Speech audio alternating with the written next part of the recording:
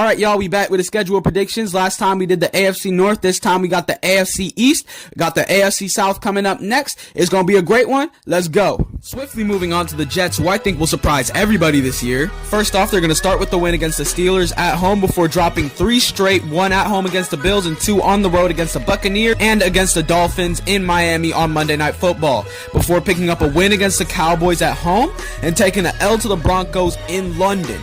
Coming back with back-to-back wins against the Panthers and on the road against the Bengals, going into the bye week at 4-4. Then they're going to take a dub at home against the Browns, back-to-back road losses against the Patriots and the Ravens before winning 3 straight, 2 at home against the Falcons and Dolphins, 1 on the road against the Jaguars, taking an L on the road in New Orleans against the Saints before winning back-to-back games against the Patriots at home and on the road against the Bills, ultimately leading to a 10-7 season. As you may know, I really love Justin Fields as a quarterback. I think that offense will be good enough to allow their very good defense to shine. They've got a decent O-line as well, something that Justin Fields has literally never had as a pro.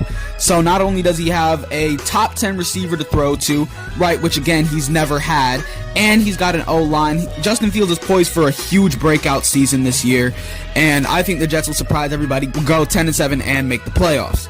Now moving to the kings of the division, the Buffalo Bills. They're going to start off the season red hot, 5 straight wins. At home week 1 against the Ravens on Sunday Night Football, on the road against the Jets, at home against the Dolphins on Thursday Night Football, at home against the Saints, and at home against the Patriots on Sunday Night Football before taking an L to the Falcons on Monday night going into the bye. Then they're just going to win 5 straight again against the Panthers on the road, at home against the Chiefs, on the road against the Dolphins, at home against the Bucks, and on the road against the Texans on Thursday Night Football before randomly losing to the Steelers for some reason, then getting 4 straight wins again against the Bengals, Patriots, Browns, and Eagles before dropping a game against the Jets just because they didn't have to put their starters in. They already locked up the 1 seed. I got the Bills going 14-3 this year. 8-1 at home, 6-2 on the road, just an all-around dominant season. Moving on to the New England Patriots, who seem to be on the rise. They'll start week 1 with a win at home against the Raiders before dropping a game on the road against the Dolphins in week 2, taking back-to-back wins at home against the Steelers and the Panthers before taking an L to the Bills at Orchard Park on Sunday Night Football. A win on the road against the Saints and a loss on the road against the Titans later, and they're sitting at 4-3. Take a win at home against the Broncos before losing 2 straight, at home against the Falcons and on the road against the Buccaneers, taking a win against the Jets at home on Thursday Night Football before losing to the Bengals on the road, a win against the Giants on Monday Night Football at home before their bye week in week 14. Why do teams have a week 14 bye? That just seems so late into the season. Like, who's taking a bye that late? Your season's damn near already over at that point.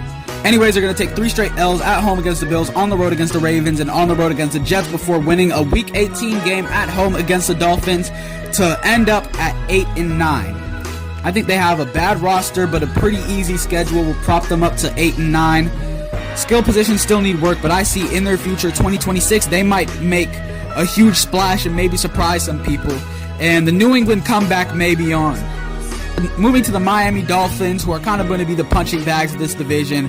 2-0 with wins on the road against the Colts, at home against the Patriots before taking an L to the Bills on Thursday Night Football, beating the Jets at home in week 4 before losing to the Panthers on the road, taking a win at home against the Chargers before dropping 4 straight games on the road against the Browns, on the road against the Falcons, at home against the Ravens, and at home against the Bills. Travel to Spain to beat the Washington Commanders and going to be 5-6 at their week 12 bye.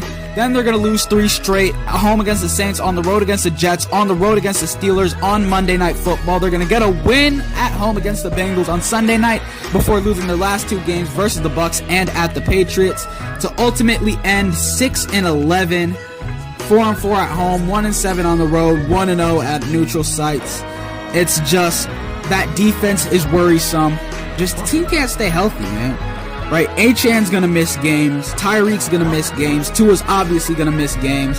I just don't see a whole lot of growth from this Miami team. I think they're going to regress.